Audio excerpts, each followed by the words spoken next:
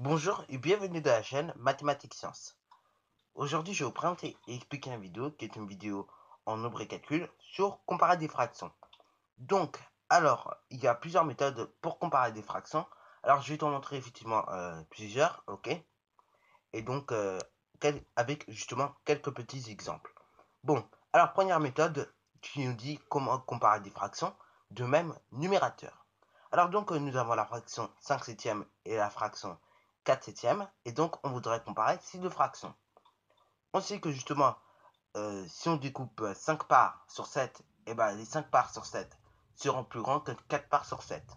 Conclusion, la fraction 5 septièmes est plus grande que 4 septièmes. Bon, alors voyons ça par une représentation qui nous donne justement ceci.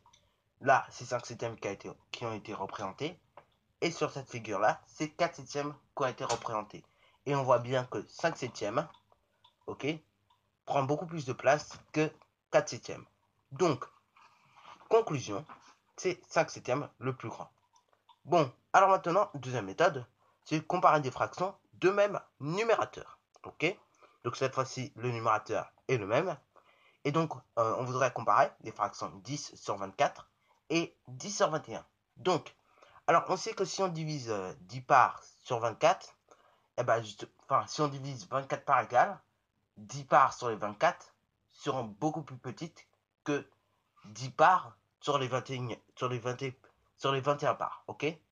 Donc, conclusion, c'est la fraction 10 sur 21 la plus grande, plus que si tu découpes 21 parts et que tu en prends 10, c'est bien les 10 parts sur 21 qui seront plus grandes que les 10 parts sur les 24. Ok?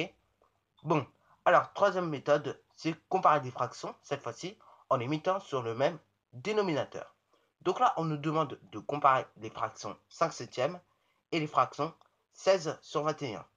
Donc, alors, on remarque que si on fait 7 fois 3, on obtient 21. Ok? Donc, d'où cette démarche. 5 fois 7, du coup, eh ben, on va reprendre la démarche qu'on a remarquée. C'est-à-dire, du coup, on va faire 7 fois 3, 21. Et donc, en haut, on va faire la même chose. 5 fois 3, 21. On obtient une fraction 15 21e. Et 15 21e est plus petit que 16 21e. Conclusion, la fraction 5 septième est bien plus petite que 16 sur 21. Ok? Donc, d'ailleurs, ça te fait penser aussi au tableau de proportionnalité où on divisait la ligne du bas par la ligne du haut pour obtenir un coefficient de proportionnalité. Et ce coefficient de proportionnalité nous permettait de passer d'une ligne à une autre en divisant ou en multipliant. Bon, alors sur ce, c'était un petit rappel comme ça.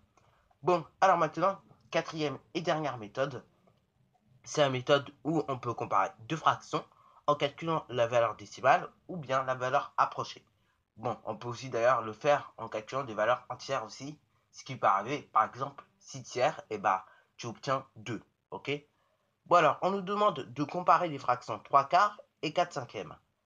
Alors là, et bah, on pose bien évidemment les divisions de 3 quarts et de 4 sur 5, ok? Donc on divise 3 par 4 et 4 par 5. Et quand on divise 3 par 4, on obtient 0,75. Et si on divise 4 par 5, on obtient 0,8. Donc, conclusion, la fraction la plus grande, c'est 4 cinquièmes. Et la fraction la plus petite, c'est 3 quarts. Donc, voilà, c'est déjà la fin de cette vidéo. Alors, si tu as bien aimé, n'hésite pas à liker, à commenter. Et surtout, abonne-toi pour ne rien manquer de tes futures vidéos.